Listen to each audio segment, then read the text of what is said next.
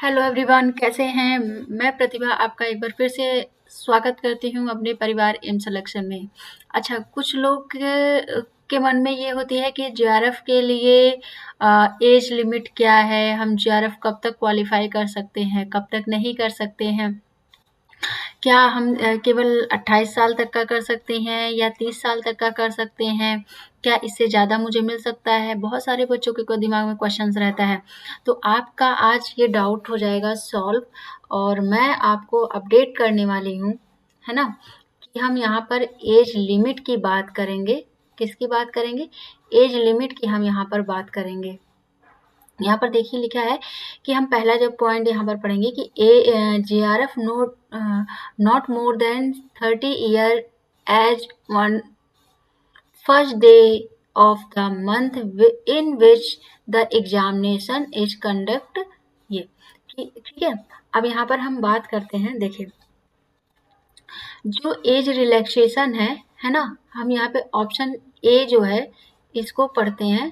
देखिए यहाँ पे लिखा है अ age relaxation of up to 5 years provided to the candidates belonging to OBC, यहाँ से देखते OBC NCL as per the central list, है ना।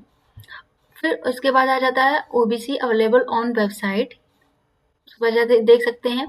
SC ST PW विकला जो हमके PW BD होते हैं, थर्ड जनरल कैटेगरीज या फिर वुमेन अप, ठीक है।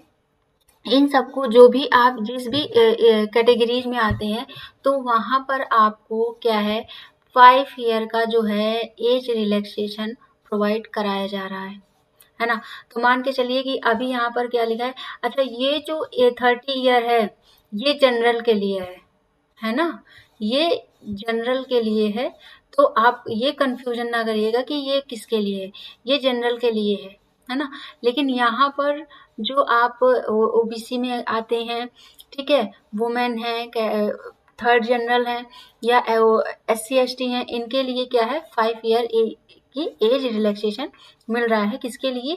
जेआरएफ के लिए, है ना। चलिए अब हम यहाँ पे देख लीजिए, ये जो एक और डिग्री की हम बात कर लेते हैं। यहाँ पर age relaxation will be provide candidate with research experience limit, जिसके पास भी पीजी के साथ साथ अगर जो रिसर्च में किसी ने अपना योगदान दिया है, आप जैसे किसी इंस्टीट्यूट के या यूनिवर्सिटी के साथ, जैसे ये देखिए लिखा है कि recognised Indian university institute of national importance, है ना, या फॉरेन यूनिवर्सिटी, इसमें किसी ने भी अगर आप रिसर्च किया है तो उनको भी एज रिलैक्सेशन मिलेगा। एक तो ये होता है कि जितने टाइम तक का आपने रिसर्च किया है उसका एज उतना मिलेगा। मैक्सिमम जो आपको एज रिलैक्सेशन मिलेगा वो 5 ईयर का मिलेगा, है ना। यहाँ पर जिन्होंने रिसर्च किया है पोस्ट ग्रेजुएशन के साथ, जो भी उनका जो भी सब्जेक्ट रहा है उस पर, ठीक है। अब हम बात कर लेते हैं यहाँ पर कि जो है हमारा सी वाला, जो हम सी ऑप्शन देखते हैं, इसमें भी मैं आपको बता दूं कि यहाँ पर 3 इयर्स, ये देखिए लिखा हुआ है कि 3 years relaxation in age will be permission to the candidate with LLM degree, यानी कि भाई जिसके पास भी LLM की डिग्री है उन्हें क्या मिल रहा है, उन्हें 3 इयर्स मिल रही है।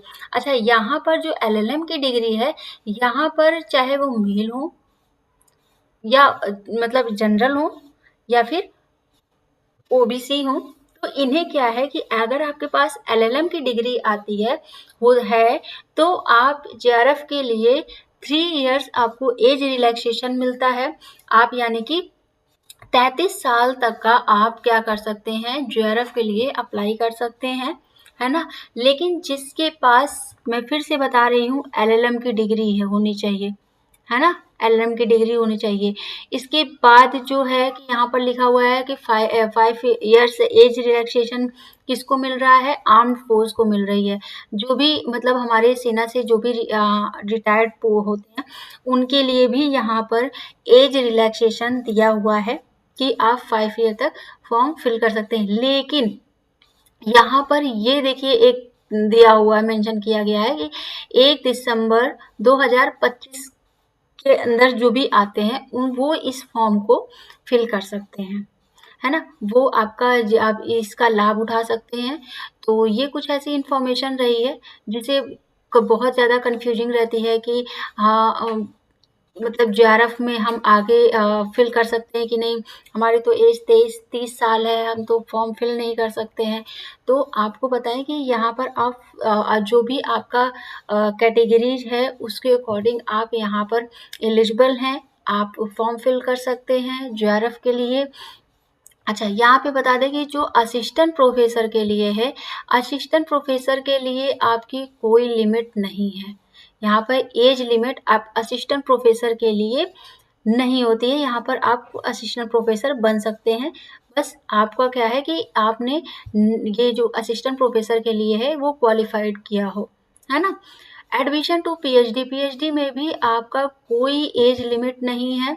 ये देखिए, there is no upper age limit in applying for UGC NET for admission to PhD.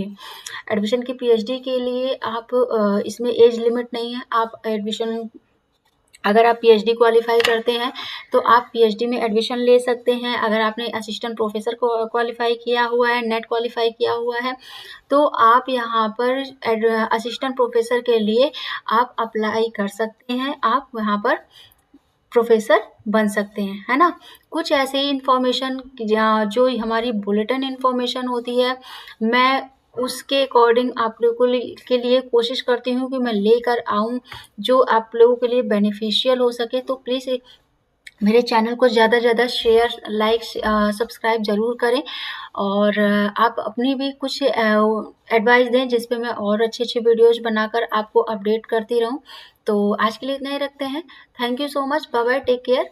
और अगर कोई डाउट होता है, कोई क्वेरीज होती हैं तो आप मुझे कमेंट सेक्शन में ज़रूर पूछ सकते हैं, या फिर हमारे टेलीग्राम चैनल से जुड़ सकते हैं, या फिर आप मुझसे व्हाट्सएप से जुड़ के भी आप मुझसे क्वेरी कर सकते हैं। तो आज के लिए इतना रखते हैं। Thank you so much, bye bye, take care.